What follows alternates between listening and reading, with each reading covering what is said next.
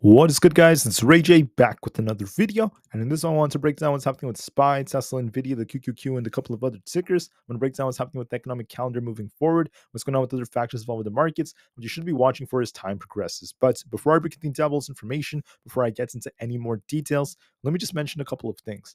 I am personally not a financial planner, so take nothing I say as financial advice. And also, if you guys can, please check out the Webull link, which is down below and in the description. If you sign up for Webull and deposit $500, you're guaranteed 20 free stocks. If you deposit $25,000 or more, you're guaranteed 75 of them. And the offer ends very soon in just a couple of weeks. Anyways, when it comes to the way the market is moving right now, we have a very, very nice looking uptrend on SPY. SPY had this bottom right over here at this 518 area and made this new high all the way up here around the 529 zone. Came down to about 522 yesterday before getting bought back up again. And today, especially at the end of the day, we saw the market really push, and SPY is currently in the 528. So as you guys can see, the bulls are winning. They're pushing the market up. Are we getting these little dips every single day? Yes, we are. We're getting some dips here and there, but they are buying opportunities because at the end of the day, the bulls come back and they are winning. They are continuing to defend, and they have the edge right now as I see more upside potential in these markets. So I'm going to break down more information about this a little bit later on. The market is looking bullish for Tsla, SPY, the QQQ, and the others. For Tsla, however, it's still kind of range bound, so that could take longer for the bullish move that we're anticipating to really play out.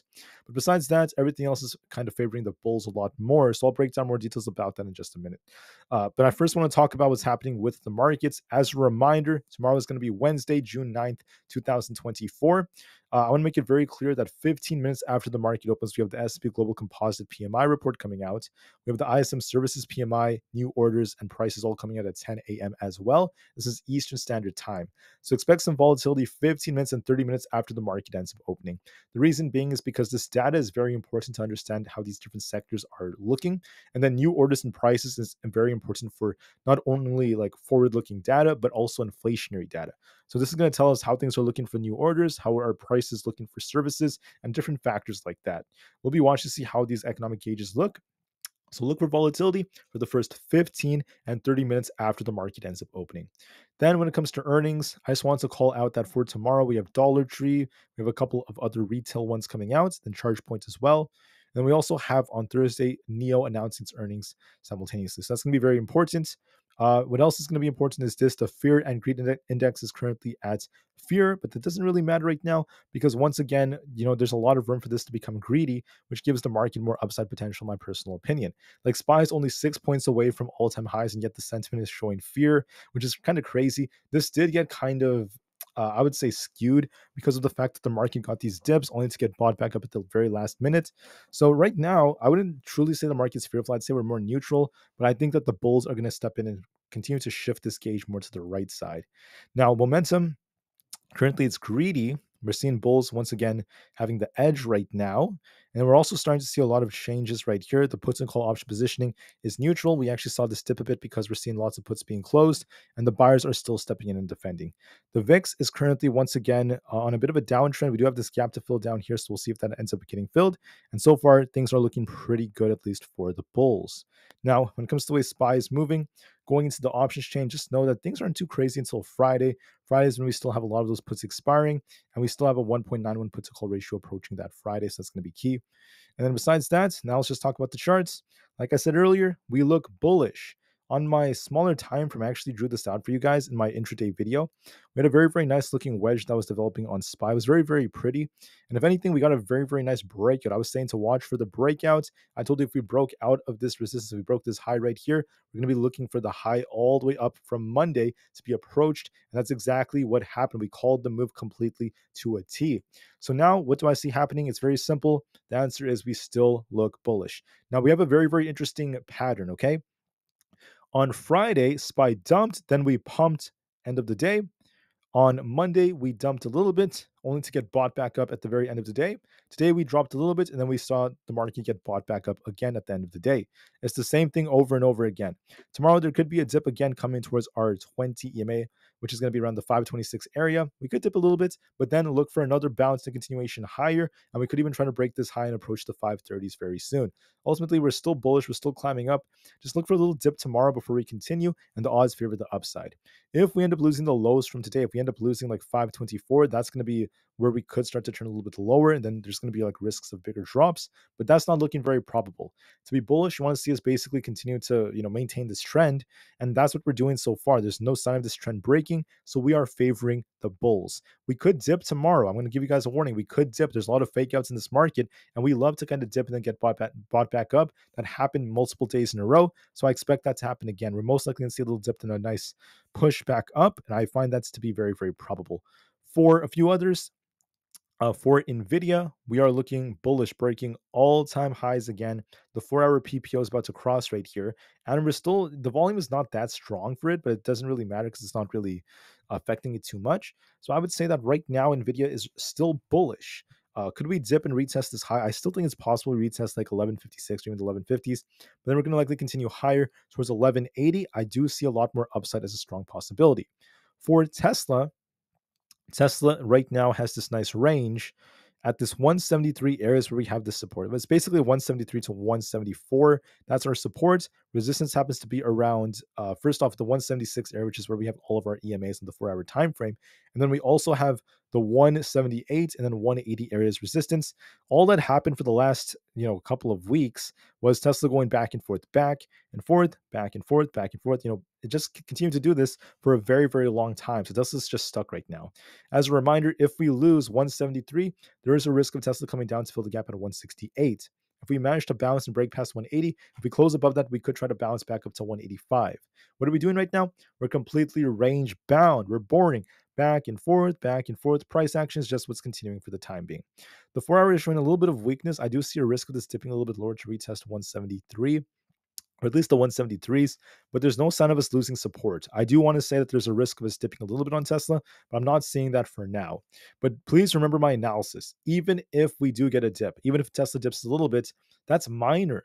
The price action we're seeing, the tightness on Tesla is very minor compared to what we're seeing on the much bigger time frames. There's a nice inverse head and shoulders like structure that's still holding up very well, and it suggests that Tesla's going to get a big breakout towards the 200 area. So Tesla will most likely break out to the 200s. Could we dip first? It's possible. We could get a dip first and then break out, or we could break out from here. It all depends.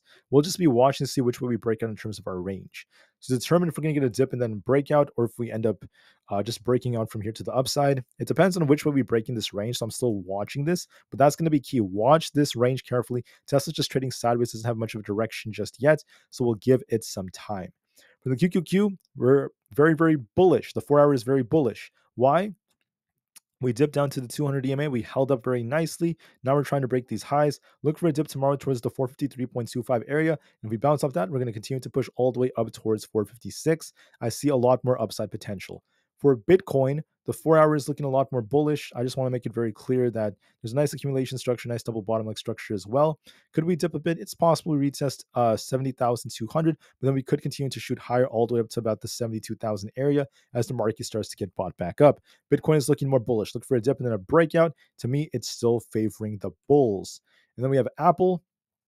Aapl is looking more bullish, trying to push up very, very nicely. This could continue to hold up.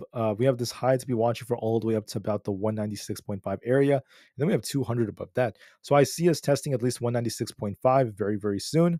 I think there's more upside coming to Aapl, and we look bullish overall. There's nothing really changing it. I'm just seeing this throughout the markets. All right, guys. So that's it for the main 5. I typically talk a lot more about, but now I'm going to be very, very brief and do a quick run for the rest of these tickers. How is Palantir looking, in my personal opinion? Well, overall, guys, the structure is looking pretty good in my personal opinion. The reason for that is because we have a nice double bottom right here. We have a nice inverse head and shoulders. And I'm seeing that when you look at this, it's kind of resembling an accumulation. So we have an imbalance up here. 23.5 is likely coming. And I do expect some more upside as a strong possibility. For Supermicro, I know a lot of people are asking for this one. The 4-hour is looking more bullish. I think it's going to try to bounce a bit. We might be forming like a slanted head and shoulders like structure. It doesn't matter. I think there's going to be a temporary bounce coming because it already dipped too hard, too fast. And then that's also very close to this support over here, right? Over here around this 750 area. So I wouldn't be surprised if we approach 800. I think 800 is a strong possibility. We could actually push very close to that area where our 20 EMA is. So I think there's going to be a small bounce. I think that this dip right here, this wick, is a liquidity grab, and we're going to try to push just a little bit to around the 800 area, very close to that, for a little bounce temporarily. And we'll see if you reject off that or not, but look for a temporary bounce. Rivian hit resistance around this 11.5 area. Getting a rejection, we also have this 10.92 area as support. We'll have to see if we get a bounce off that or not, but I do anticipate that there's going to be a little dip coming. So I think that Rivian could be approaching 10.92. So look for a little drop before it tries to rebound again. So overall, let me just make this clear. The structure is bullish on Rivian. We are going to likely dip just a little bit to about 10.92 to 11 around that area before we try to continue higher, but the structure is bullish on Rivian. SoFi, what I see on SoFi is this. We are looking a little bit weaker right now. We're actually showing some weakness relative to the markets. To me, we have this head and shoulders like structures that's not done yet. So it could dip a little bit more. Like, it might dip a little bit more towards like 6.65 or so before it tries to bounce. It's not ready to bounce yet. It might dip a little bit more before that bounce comes. So we have to be patient with this. We have to give this as much time as it needs. Let's double check this. The IWM Russell 2000. This, in my personal opinion, is approaching this low right here around this 202 area. If we lose this, we have this previous resistance becoming support over here around 200. So watch the very, very low 202 is very close to that area. If we lose that, 200 is coming. If we bounce off that, yes, I think we would bounce if we hit 200. If we hold 202, then we're going to rebound to 204. So tomorrow, we're going to test 202. If we bounce, 204 is likely coming. I think we're going to be pushing back up to the 204s. If we lose 202, we could be dipping all the way down to about 200. I'm kind of in the middle with this one because the market's trying to bounce, but this is showing some weakness. So I see some weakness on this chart, so we'll see if we lose the support. We're just barely holding the support we bounced off of last time. So watch and see. Do we lose the 202s or do we bounce off of them to get back up to 204? I'll be watching that for tomorrow. Right now, I'm in the middle because, it bounced off this the last time we hit this, so I'll have to wait and see. Let's see, AMD. AMD's looking a little bit weaker to me, just a little bit. We're approaching support. It actually has a very similar setup as that of the IWM. So we're showing weakness on the 4-hour. We're going to be looking at 158 as support. If we lose that, we're dipping all the way down to the 156s. If we bounce off this, we're going to be looking for a test of 163.5. It's, it has like a head and shoulders like structure. So it looks a little bit weaker to me. Might rebound a bit and start sinking a little bit lower, all the way down here to about the 156 area. And we'll just have to wait and see. But that's going to be key for how we end up moving. It is showing some weakness, so it does favor downside just a little bit more. Just to be safe, we'll see if we get a bounce off this support. But it does favor downside. To be bullish, you want to see a break past 164. We haven't done that, so it is favoring downside a little bit more. For ARM, we're looking more bullish. Very, very nice looking uptrend. Very, very nice structure. I think it's going to be retesting 122.77 to 123 to 123s, and it could bounce higher and continue to make its way up towards the 130s. So it's still bullish overall. For Coinbase, we're looking more bullish. If we continue to push, I'm going to be looking for a test right here of this imbalance towards like the 250 area. I think that we're going to likely push up to 250. If that breaks, 258 is coming. So I favor upside a little bit more. For Amazon, we're actually trying to push higher. We're going to be looking for a push for this 180 area as resistance. This is where our 200 EMA happens to be. So I favor a push towards the 180 area. I think there's a very good chance we do push a little higher, at least on Amazon. Whoopsies. Sorry about that, guys. I think the 200 EMA is coming. So watch and see if we get all the way up here. I think 180 is coming on Amazon. If we break past 180, then we'll go all the way up towards like 183. But I favor at least 180 as the test. For Meta has resistance right over here. It did reject off this 480 area multiple times. I think we're going to be testing this. Now, we'll see if we break through this or not. When you really zoom out, this isn't looking that strong, this overall structure, but I do like the fact that we're trying to form like a wedge here. So watch for a test of 480. If we reject, we're going back down to about 472.8, our 20 EMA. So if we break that 480 area, we're going to be going all the way up to about the 490s basically. I think we could get a big push on Meta if we do break the resistance. So tomorrow we're going to test the 480 resistance up here. Reject, and we're going to be coming back down to our EMAs. If we break through this, we're going to be pushing much higher. So we'll just have to see how things go. For Microsoft, Watch for a test of 417.26. If that breaks, we'll see 419.68. If you reject here, we're going to be coming back down. But overall, with this nice looking bullish structure, there's a very, very good chance that this could continue higher and push closer to about 417.26 than 419. For Google, Google's also looking more bullish. I did call this out yesterday. We have a 4-hour crossover on the PPO. I think that we're easily going to at least 175.9. And if that breaks, we're easily going up to about 177. So it looks more bullish to me. For GameStop, GameStop's in a critical place, so it's not looking that great. It looks so to me. Uh, if we lose 25, I see GameStop coming all the way down to 23. If we hold above 25, we could bounce back up and start pushing for about 30. So it really depends. Can we hold above 25.8 or not? Lose to 25s and we're going down to 23. If we hold 25, we're going to be pushing back up to 30. We'll just have to wait and see what it does. AMC is just very choppy right now. If we lose 4.6, this is going to be coming all the way down to 4.3. If we hold this support, I think we're going to rebound back up to about 5. So we'll just have to see, do we hold above 4.7? If we hold it, we could easily start bouncing. If we lose 4.6, we're going to be dipping all the way down to fill the gap. We'll just have to wait and see. It is showing some weakness, though. AMC and GameStop are showing some weakness, in my opinion. So just be careful, guys, and be open-minded. Just know that there is weakness on the charts. DJT looks kind of bearish to me. It's trying to hold support around 45. Might shuffle around here. If it holds this, we're going to be pushing back up to about 46.7. It does look like it wants to bounce, so it might try to rebound just a bit, but it might get a rejection back down lower. So the technicals do look more bearish. We have a downtrend right over here. So I think it's going to rebound a bit, retest this resistance, then reject and make its way back down. That's the most likely possibility. The VIX looks bearish. We have a nice looking inverse cup and handle. I think that the VIX is going to likely start dipping down to fill this gap soon. It could still shuffle for a bit as the market is still kind of shuffling too. The market likes to kind of dip intraday and then start bouncing towards the end of the day and start pushing. That's what it's done for the past 3 days. So maybe the VIX bounces a little bit tomorrow morning and then it continues to fall again. And we eventually come down to fill this gap. So ultimately, the market is still bullish. Even though we do kind of dip in the mornings and start pushing later on, the market is still bullish. My view has not changed whatsoever.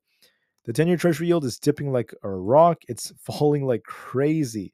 And this is part of why the market's pumping. The yields are dropping. The yields are coming down because we're getting some decent inflationary data. The market's liking the data. And that's why we're starting to see this. We also saw the very important JOLTS numbers come out. So they showed economic contraction.